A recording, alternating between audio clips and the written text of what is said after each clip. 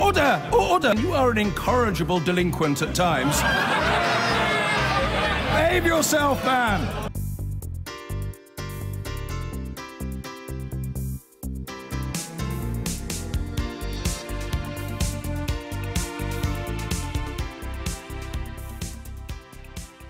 On the day that the Sunday Times Rich List is published, Labour has claimed that a deliberately rigged system is holding back communities outside London. So I went to Doncaster to speak to a man who's very angry about it, the Shadow Cabinet Minister, John Trickett. Doncaster in South Yorkshire, famous for its waterways, its market and its racecourse. 30 years ago, this was a proud mining community with 9 collieries, and that's still a big part of this town's identity. Doncaster is the 48th most deprived district in England, so it's not the poorest, but you probably won't find many people from the Sunday Times Rich List who live here either. It's an hour and a half on the train from London, but it feels a long way from the power and wealth concentrated in the capital. Tomorrow, Labour will set out its plan to spread resources and investment around the country. John Trickett, Shadow Minister for the Cabinet Office, is the man in charge. I think the whole national conversation, which goes on in the media, it's based in a London bubble, and it doesn't really reflect life outside of London. And there's a big problem there, because if people are feeling unhappy or discontented, that their voice isn't heard and they have no choice of what happens to them, then people become disgruntled, unhappy, uneasy. And that is my feeling about the state of England today. Many communities feel dissatisfied with what's happened to them and have lost control of what their lives are about. Now, this is having a political impact, and I'm quite sure that it's good that you've come out of London, and if more journalists did so, I think that would be a great thing for all of us. So tell us, what is life like then for many of your constituents? Well, life's very tough. I represent 23 villages which were all from mining communities. We know that the mines died a long time ago, and there's a degree of nostalgia.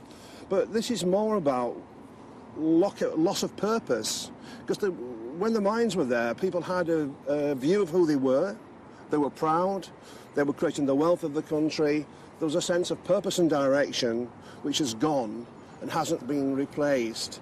And obviously there is problems with lack of prosperity. We need more regeneration. But it's more just a sense that England, our part of England, has lost its way. And wherever I go, feel that. So too much attention on the big cities, London and the other big cities, the market towns, the county districts, the rural areas, the villages that I represent.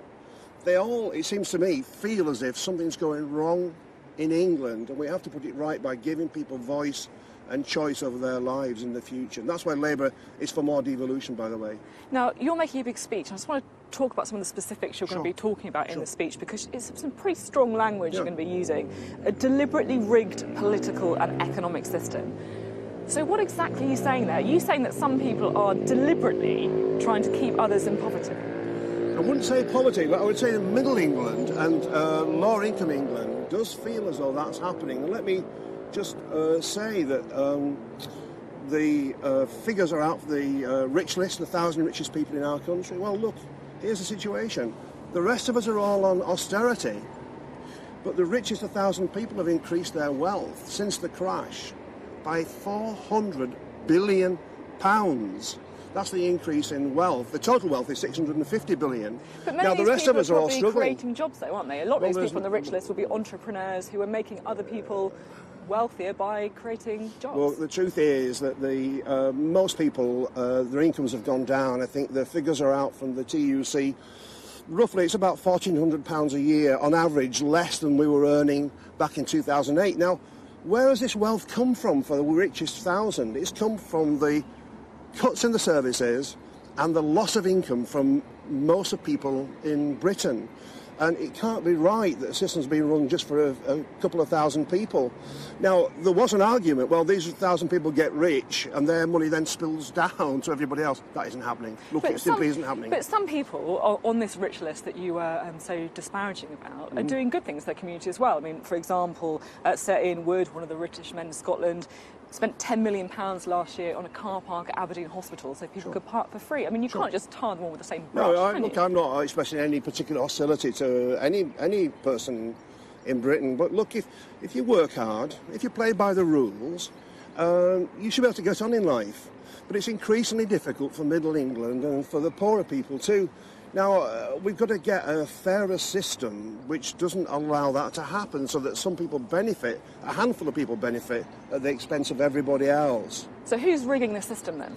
Well, I think the system's being rigged by the Conservatives, who are hand in glove. Look, I think of the 20 richest people within the city, 14 of them give money to the Conservative Party.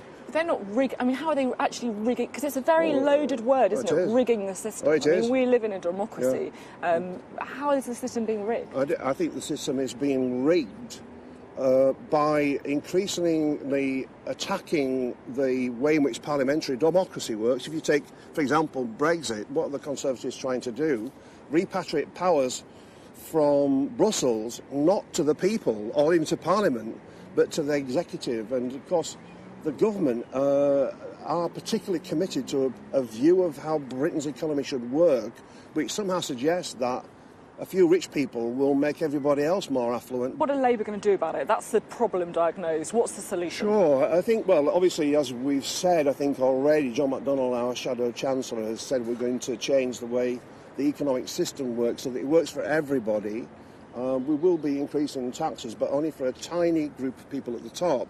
95% of the population will see no increase in taxes. I think there is something else happening as well, which we need to do is beyond economics, is to understand what Middle Britain feels like. The small towns, the county towns, the marketplaces, the rural areas, all those kind of places feel as though they've lost their sense of identity, and therefore we want to distribute both power and the way politics works, as well as to change the way that the economy works. Because that's quite big talk, that's like a big ambition. So what are your big ideas to do that? I mean, are we talking about things like, abolishing private schools? Are we talking about introducing a universal basic income? What's the big idea? Well, I think that we've spoken about many suggestions in relation to how we handle the economy.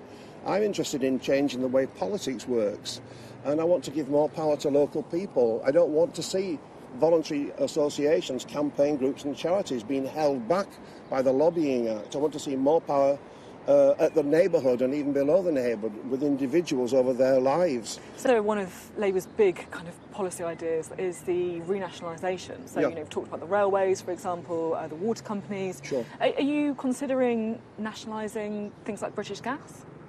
Well, I think we've talked about increasing public ownership in a range of areas. If you take water, for example. But what about energy? Because I just specifically... On energy, we're looking carefully about how to handle the situation which we're now in. And as you know, we've said that on the pricing of energy and so on, we've said for some time now that we think people are being ripped off. So what's the solution? Are you looking about perhaps? Well, we are looking at a range of different options for the different sectors. It's complicated because of the legal situation, but we want to make sure that all the utilities work for people. Do you think it would be easier to do this kind of renationalisation programme outside of the EU? Does that make it easier? No, I think it makes it different. And the EU specifically has a clause in there which says that it will not take a view on the nature of ownership, whether it's publicly owned or not. I think the old word nationalisation, by the way, has a particular feeling about it. Top-down, centralised, bureaucratic. We're thinking about new ways of getting the public more engaged in those kind of services. So we're looking at new forms of public ownership, and I'm sure that that will be discussed in the coming year or two. Peers this week voted to try and stay in the single market. When that comes back to the House of Commons and MPs get the chance to have a say, Labour's expected to abstain. I mean, to be frank, isn't that a little bit sort of pathetic, really, to abstain? I mean, this is one of your big opportunities, your big challenges, isn't it? To have a say and to shape policy, and you're kind of ducking the question. What I would say to you is, look, I walk all over the country going campaigning. People are not demanding an answer to those kind of questions. What we want is to obtain a situation where we have the best possible arrangement in relation to Brexit. I mean, being in the single market or not is pretty fundamental. I mean, people might not be asking the questions, we are but that's clear. quite important. We are clear where we will be. We will have a customs union. If it's left to us and we negotiate, we expect to have a reasonable negotiating position, which is not what the Tories have because they've expressed such hostility to the Commission, that they're finding it difficult, I think, to negotiate. And we will negotiate a, hopefully, tariff-free access into the single market. We will have a customs union. But here's the difference. We want to intervene in the economy. We want to have a new industrial strategy to rebuild the local and regional economies of our country. And we will negotiate those arrangements as part of any new arrangement which comes into being following Brexit. There was lots of sort of predictions of kind of Armageddon during the campaign if we left the EU, which haven't necessarily come about 2 years on, roughly 2 years on. If there was a referendum now, would you vote to remain or leave? Well, there isn't a referendum now. I'm not going to answer that kind of question. But look, that's a fair question. We're neither in government nor are we in a situation where there hasn't been a referendum. There has been a referendum. There was a clear result. Why won't you give me a straight answer on that? I'm giving you a clear answer. It's a very straight answer. I'm not going to get into a completely hypothetical situation. I don't believe there will be a second referendum. I don't think there ought to be a second referendum at the present time. I can't see any reason why there ought to be one. The point is to get on, and time's running out. The Tories are in an awful mess. Quite a simple question, though, isn't it? Come on. I've given you an answer. How you'd vote? I've given you an Very answer. straightforward. No, we're not going to have a second referendum, so that's the situation that we're in. I voted for Remain. That was my position. I had reservations about certain aspects of the European Union, and that is why Labour argued to reform. That would have been the best position that we're in, but that did not happen. Do you think Jeremy Corbyn shares some of your kind of Euroscepticism? No, I don't. I haven't said I'm sceptical. I've said that we were in favour of a reform, and that was Jeremy's position. And I think there's no difference between the two of us. So I wouldn't describe myself as either a sceptical or a true believer either. I'm a realistic politician trying to do best for the community I represent, which has been left devastated by the pit closures and the failure of the government to do anything about it. Now, in a post-Brexit situation, what is absolutely essential is that we have the powers and a government which is radical enough and bold enough to begin to do much more economic activism and industrial engagement to rebuild the economy of our country as a whole and to give power back to local people. Few would disagree that wealth and opportunity should be spread to different parts of the UK. But diagnosing the problem is one thing, finding a solution may be much harder.